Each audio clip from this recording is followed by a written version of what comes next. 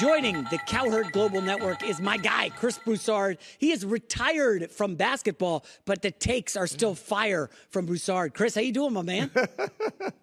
I'm great, J-Mac. You definitely were my sparring partner. I don't know about that you hung with me, okay, but you were definitely my sparring partner. Yes, no I doubt. Was the Mayweather. You were the other guy holding up the gloves. Oh, wow. Okay. All right, so let's get started with the big news in the NBA today. Frank Vogel, last seen with LeBron and AD, is going to be the new head coach of the Phoenix Suns.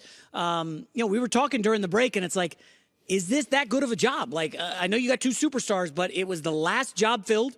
Kevin Durant's gone on publicly on record. We don't need a coach. We just roll the ball out. He said that in Brooklyn with Kyrie Irving. You got the DeAndre Ayton question looming, the Chris Paul situation. I don't know. Is this a great job? I think it's a good job because, you've got two of the best players in the world, in Kevin Durant and Devin Booker. Now, what is around them?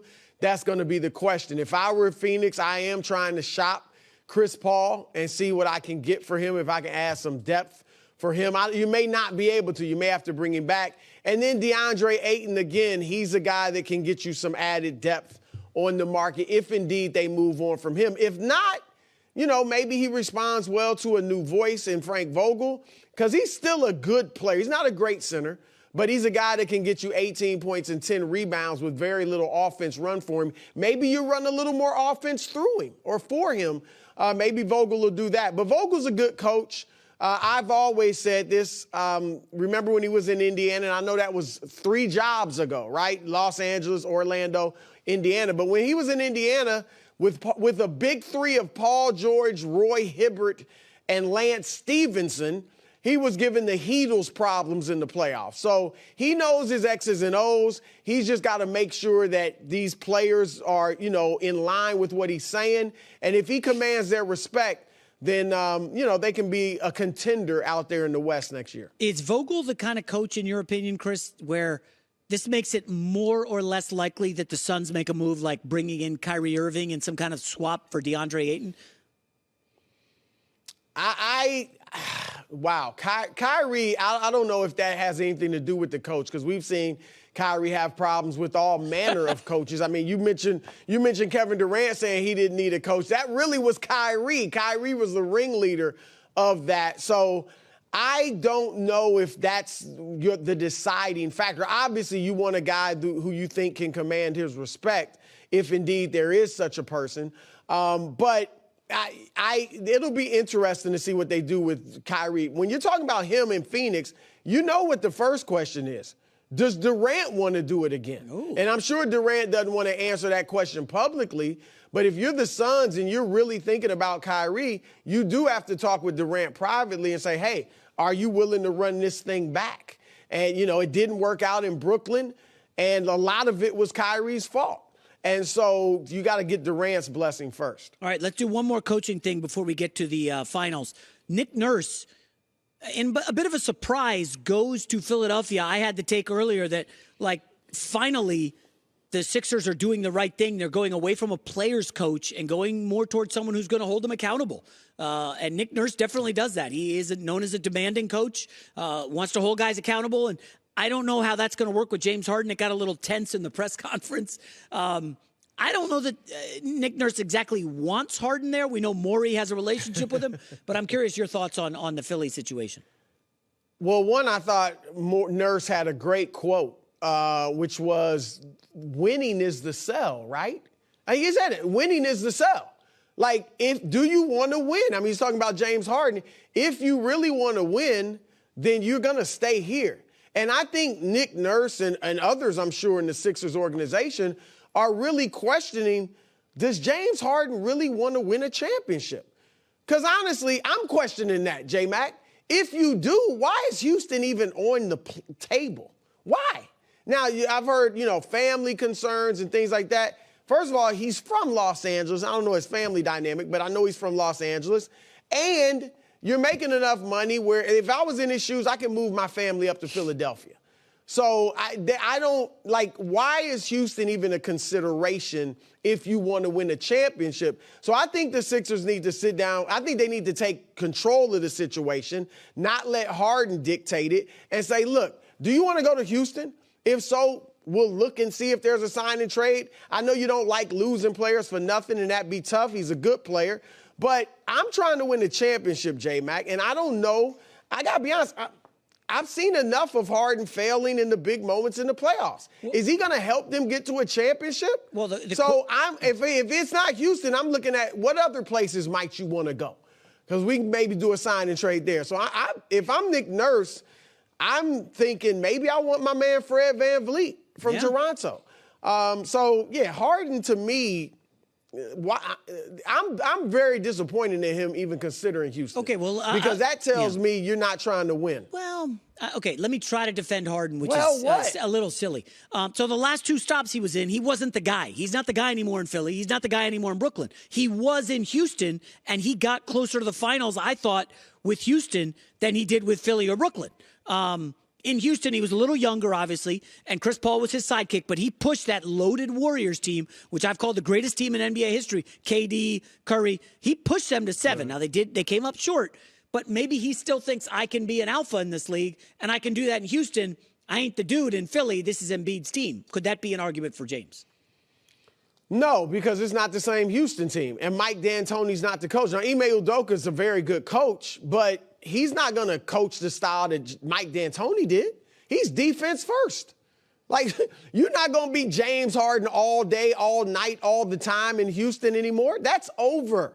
And at Harden's age, I don't think he could do it consistently. And again, that team didn't win, bottom line. And you had Chris Paul and some other really good players. Houston is young.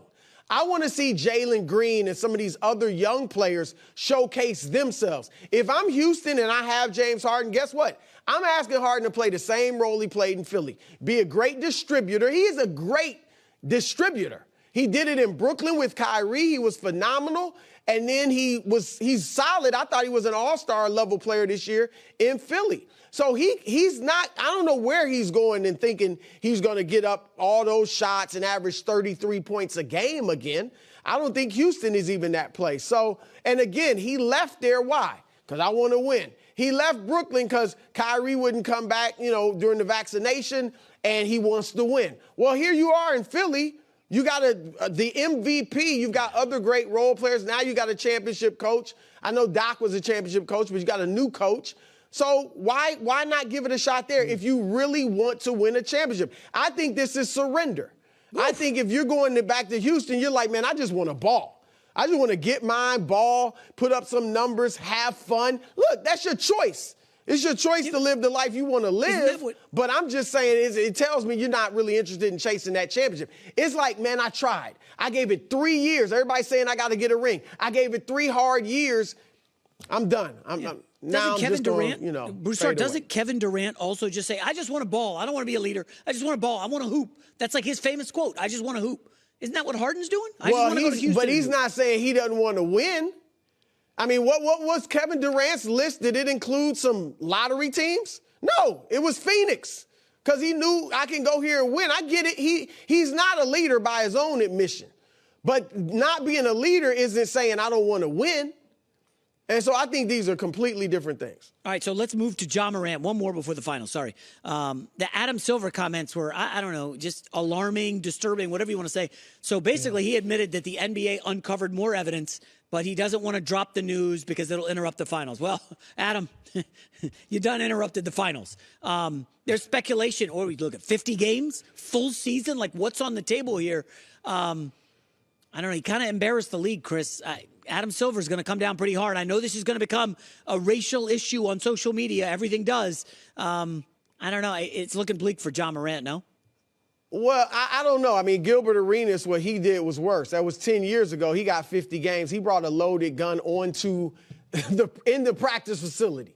All right, I'm not defending what Ja did. That was bad too. But this was worse, what Arenas did, and he got 50 games. All right, so I don't know that it'll be that harsh. Now, look, what everybody's focusing on Silver saying they uncovered other things. So what those other things are, we don't know. But remember, when Ja first got, had the gun on Instagram, there started to be all these reports about, well, this been going on for a while. Before it got public, people were saying his behavior in Memphis had been going on for a while. So a lot of it may depend on what else they uncovered. I'm thinking more like, now I may be wrong, but 30 games, something like that. I think what my main concern with this, and I hope this is the league's main concern. I know they have to, watch their image and things like that. But my concern is for Ja Morant's health and safety. All right. Physically, because this fake gangster act that he's putting on could put you in harm's way down there in Memphis or other places. But beyond that, his mental health as well. Because he said when he first had the first incident with the gun, he said, I got to find a better way to deal with my stress and, with the pressure that's on me. And then when he came back from the 8 days of counseling or whatever it was, and he said, I found a better way. I'm in a better mental space than I've been in years. And then how many people would go on Instagram and do what he did the second time after you've been warned by the league? I'm sure Nike talked to him, all that you had to lose. And then the last thing, J-Mac, the Instagram post about his mom, his dad, his baby girl, and then bye. And that sparked a wellness check by the police down there in Memphis. That was scary. And I hope I'm wrong, but I got to be honest. I don't buy that he was just saying he's getting off social media. He sees his parents all the time. He talks to them all the time. He could easily tell them that. And so I think Ja really needs to get counseling, get his head straight. And so I think a suspension will actually be good for him because it gives him time to get himself straight, get himself in order, and it hopefully would serve as a deterrent to future incidents like this. So that's my main concern. I don't think he's a bad guy. I think he's lost right now. And he has the money to do whatever he wants. And when a lost person with a lot of money, that can be trouble. So he's got to get himself straight. Yeah. Hi, everybody. Thanks for watching. Subscribe here to get the latest from the show. Also, be sure to check out more of the best clips from The Herd or go watch a few segments from other shows on FS1.